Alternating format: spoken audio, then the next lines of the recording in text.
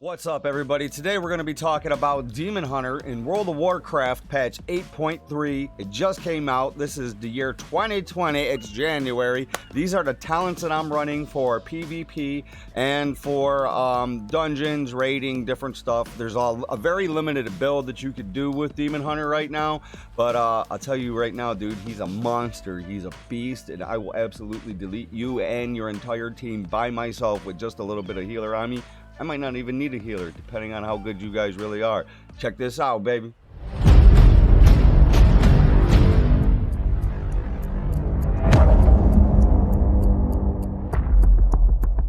All right, jumping over here into it, the very first talent that you're going to use for your 99 talent, you can do one of two ways, and this is going to determine how you play your Demon Hunter.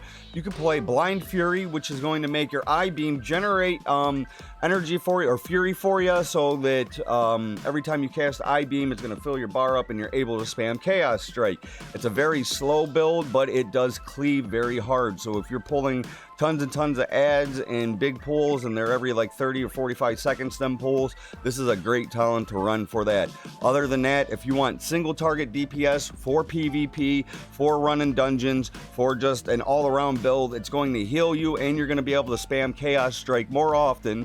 You're going to run Demonic Appetite. The next talent you're going to run for level 100 is Immolation Aura. The other two, don't even use them. There's no reason for it. Immolation Aura is your go-to. The next one for 102 is going to be Trail of Ruin. This is your go-to. The other two are useless. Don't even run them. Trail of Ruin puts a dot for the last slash of your blade dance, so you get bleeds on rogues. You can get stuff out of stealth that's hiding. You're able to tag different things and keep your DPS rolling with Trail of Ruin, and your Azurite traits and different pieces of gear make it bleed a lot harder. So this is a wonderful, awesome, very strong talent.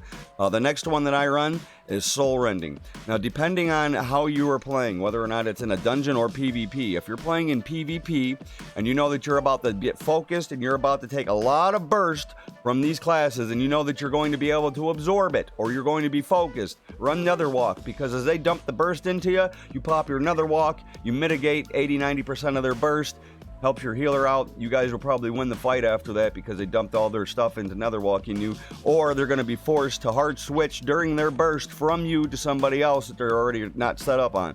So Nether Walk is a great talent for absorbing burst from classes and Arena. This really isn't a talent that you want to run for Battlegrounds. You want to run Soul Rending that's in Battlegrounds, or anything that has to do with PvE.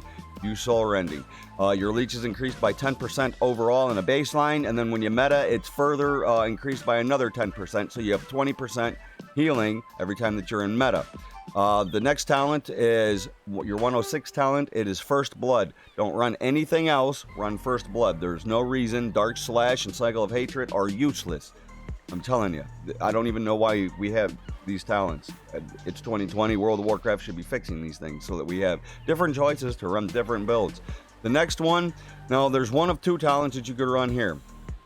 I run Fell Eruption. I don't ever change it. This is my go-to talent because it gives me a ranged off stun, so I'm able to catch a druid or a mage or something that's trying to range me, or it's just an off stun that I can throw in my rotation. The next one is going to be Master of the Glaive. This changes up your rotation, because now you have two glaive charges that's in there. So instead of spamming Chaos Strike, you're going to be trying to throw Master of the Glaive on there, and this is more for training down druids or shamans that are ranging you constantly. That way you give them some type of a snare and you're able to help them. Chances are, though, that you're going to be running with the DK, probably in Arena, so that you have a slow, so that you're able to get to them, or a monk, that way that they have, and you're not spamming this with another added ability into your rotation that makes your simple rotation now be thrown off because you have an extra glaive charge. So it's up to you if you want to use it. If you feel like it fills out your rotation better and it's for you, run it. If not, just use Full Eruption. And of course, at 110, these two, they're not even viable. Demonic is the only go-to talent. It's just like the other talent trees that are in here. 110, Demonic, nothing else. For your PvP talents, Gladiator's Medallion, that is your go-to. You want to be able to use your trinket on your command. Sometimes you want to sit a stun. you don't want to pop it and blow it because you're able to live through that stun. So you want to use your trinket when you need it. So Gladiator's Medallion is your go-to. Now, Cover of Darkness, this is going to be something that you're going to change out for if you know, like you're running Nether Walk and Cover of Darkness. Well, you could Cover of Darkness and then Nether Walk or Nether Walk into a Cover of Darkness, and that'll just further help your absorption for when they're trying to burst you in arena. I use this if they're dropping on my healer real bad. I could go and stand on top of them if they have them stun blocked, drop a Cover of Darkness on them, and it'll help him mitigate the damage that they're dumping into my healer. That's why I run Cover of Darkness. If I'm not running Cover of Darkness, I'll run Detainment or Solitude. I run Detainment if they're running if I'm running with another DPS and we're facing 2 DPS, or if I know that I have a mage that's with me or a monk and they're able to stun something or keep it off in the side, and then I could hit them with my Detainment and imprison them and they can't break it. So it's just another CC chain that's linked into them for helping to get a kill that's in PvP. The next one is Rain from Above. I don't ever take this talent out. I don't care what Demon Hunter tells you to move this one and take the other ones out. If they tell you to take Rain from Above out, they're not a real Demon Hunter and they're not playing their fucking class right. This thing is brokenly OP. Now, DKs can grip you when you jump up. They have to be a decent DK that you're fighting so that they'll fuck up your Rain from Above. They'll grip you back down. And a Shaman can hex you in the air. And I believe that a mage can poly you or do something that'll lock you out while you're in the air. Now, those are the 3 classes that are able to do something while you're raining from above. Chances of them getting it off as you are just getting into the air, though, it's a very narrow window, and they have to be really knowing that you're about to rain from above on them. So what I do when I use Rain from Above, I use it offensively more than I do defensively. Because defensively, if they're dumping on you already and you pop Rain from Above, they're just going to stand below you or LOS you and then come right back to where you're going to land at and then nuke you. So trying to use this defensively, it'll buy you a few seconds if they don't grip you down or they don't stun you while you're in the air. You get an extra few seconds, you might be able to kill them if they're low or if your teammate, is able to help you get something off. But offensively, Rain from Above, man, I'll run in there, dude, and I'll pop my CDs and then I'll jump up in the air and pop Rain from Above and fell lance the shit out of my target, and they're ranging me and running from me, which means that by the time I land, I'm gonna run over to them and I'm gonna nuke them. They're popping cooldowns to get away from me from Rain from Above because you're hitting them for between 30 and 42,000 depending on if they're cloth or leather or plate. So you get between 6 and 10 cast off of Rain from Above, dude. You could almost 100 a guy in a single Rain from Above. That's how strong this talent is. So use it offensively. Stop using it defensively. Use it defensively as an, oh shit, I'm going to only live for another 3 to 5 seconds when I pop this. Understand that that's probably going to happen to you when you use this defensively. If you use this cooldown offensively, though, it's going to change your rotation in a way that you feel about it. So try it. Believe me, it's fucking strong. All the rest of these talents, they're nil and void. They don't mean nothing. The next thing that we're going to talk about is your AZ talents and traits. Now, I run with I-Beam. I will pop my I-Beam, and then I will go right into a focusing iris if I am cleaving down a lot of targets. So if I'm running keys and I know that there's a lot of ads and shit like that, I will run my I-Beam so that after my I-Beam is done fully casting, I generate haste off of it, okay? And that's going to be from your AZ talents that are on your head, shoulders, and your chest piece. You want to stack Furious Gaze and Undulting Tides as much as you can. Furious Gaze, it increases your haste after you fully channel an I-Beam. The reason why we run I-Beam the way that we do with the haste is because of Demonic Appetite. If we run Blind Fury, you are at risk in PvP to get kicked. And it's such a long channel, if you get kicked, you're not going to get the haste benefit from your AZ traits.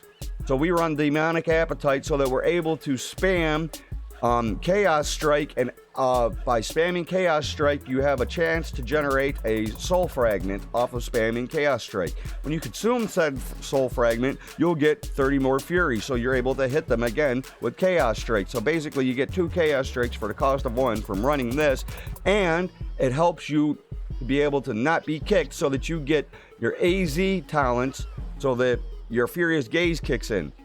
Now, the next one that you're going to run after that is going to be chaotic transformation. You need one of these in either your head, your shoulder, or your chest, so that every time that you do I-beam, your blade dance and your I-beam is then reset again. Okay, so the cooldown of your I-beam, your metamorphosis, and all that stuff, it all gets reset. So you could I-beam, meta, and then I-beam again. You get a double I-beam. The next thing that you want to stack is going to be Eyes of Rage. I-beam deals an additional 1920 damage. Consuming a soul fragment reduces the cooldown of I-beam by 0.7. So every time you consume a soul fragment with Chaos Strike, you're cooling down your I-beam again. And every time that you kill something, it's going to generate a lesser soul fragment, which is going to then cool down your I-beam again. So if you get into a big pool of ads and you kill 10 or 15 ads real quick, there's 10 or 15 little soul shards, your I-beam is almost up again. You can almost I-beam back to back to back if the ad pools are big enough and they're dying fast enough, okay? Now, the next one that you're going to be wanting to stack after that is going to be Revolving Blades. So you want to stack as many Furious Gauge as you can, and one Chaotic Transformation, and then at least 1 or 2 Revolving Blades. Now, the reason that we're going to stack Revolving Blades is because we have Trail of Ruin and First Blood.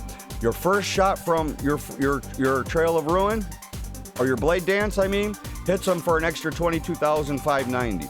The last hit of your Blade Dance puts a bleed on them, which benefits from your mastery and your haste and your agility that you have that's combined onto your character.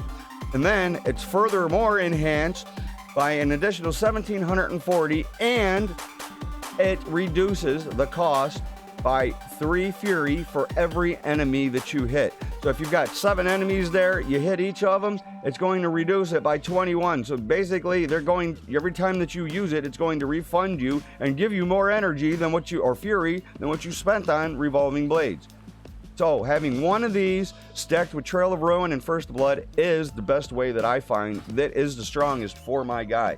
Now I'll go in there and I will pull 3 and 4 and 500,000 if I'm running Blind Fury with my I-beam, okay? On top of running Focusing Iris. So I would go in there with the I-beam build is what it would be called.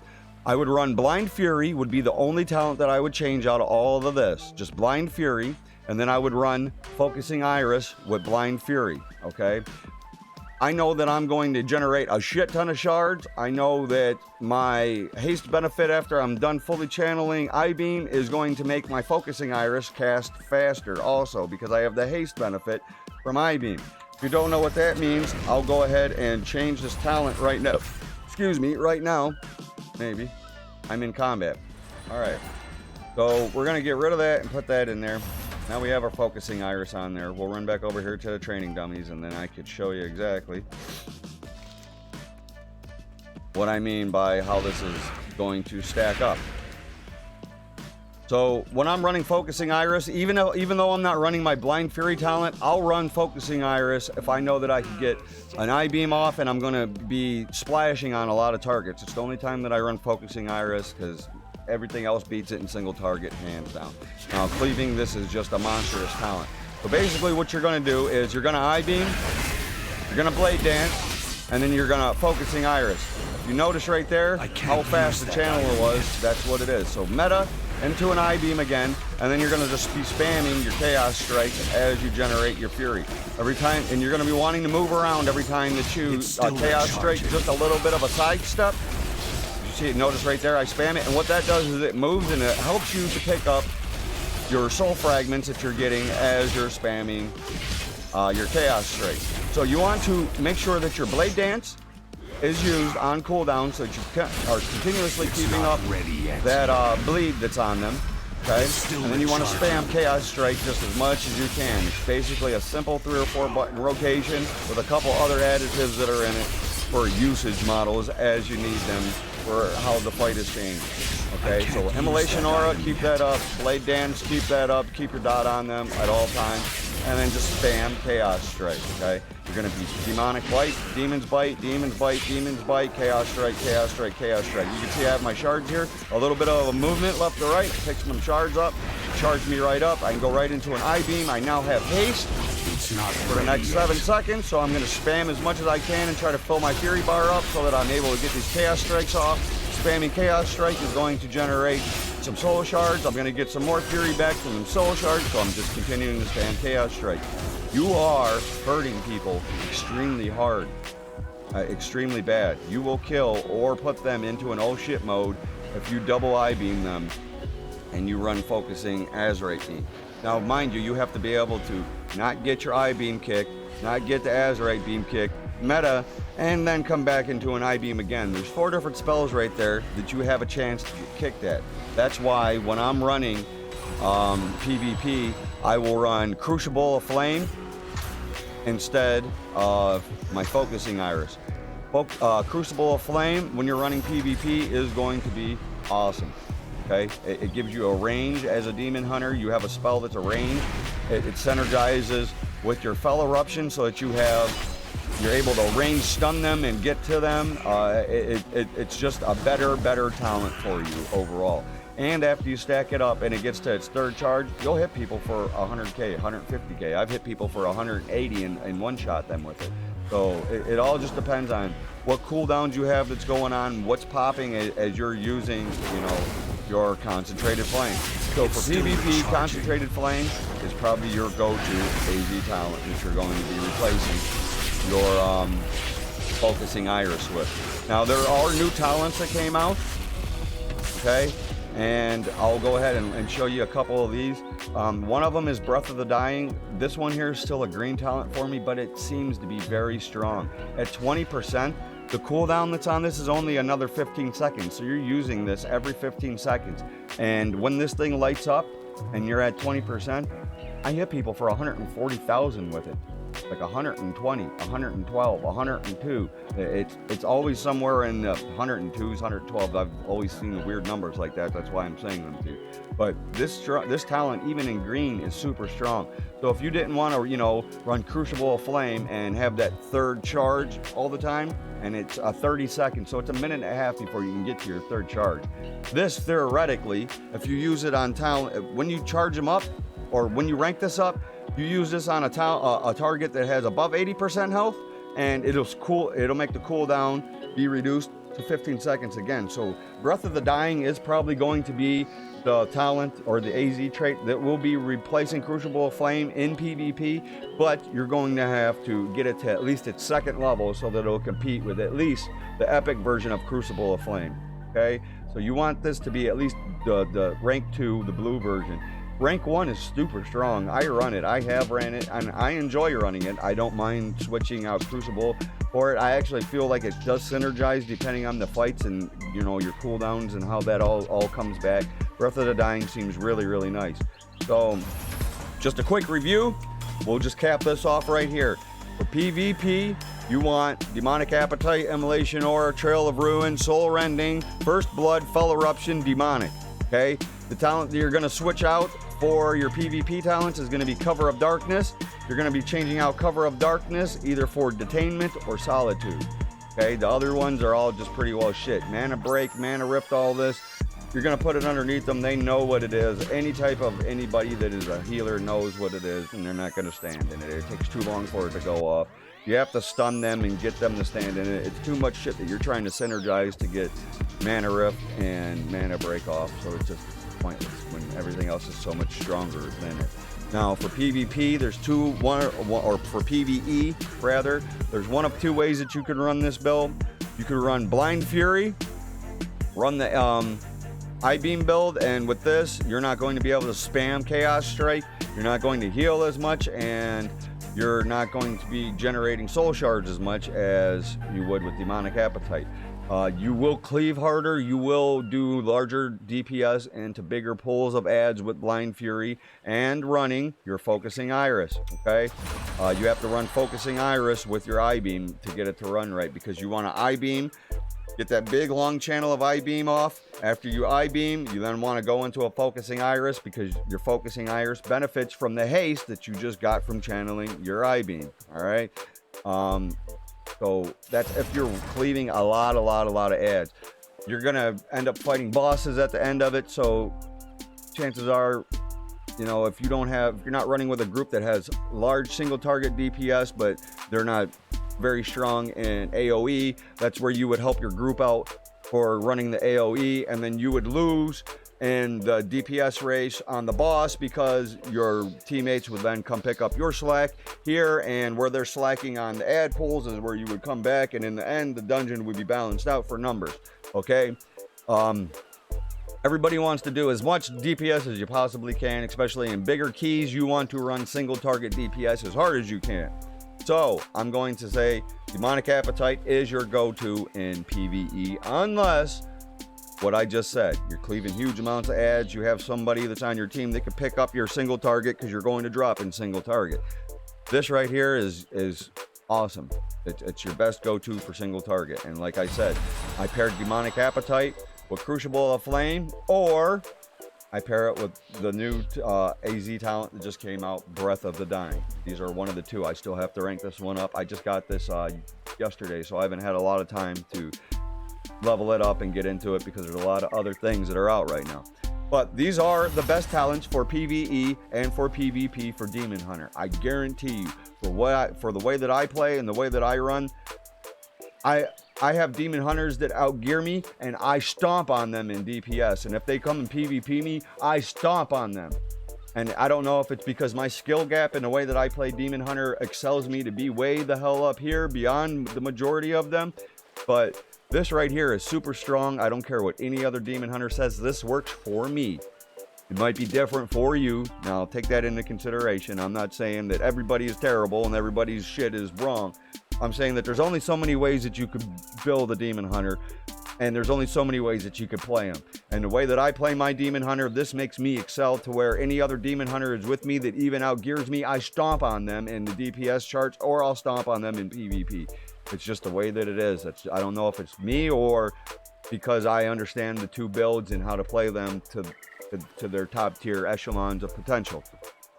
If you guys learned anything from this, if you guys found this helpful, please like, subscribe, click the buttons, do all the little stuff that you got to do, help a fella out. I'm Lockouts, baby. Peace.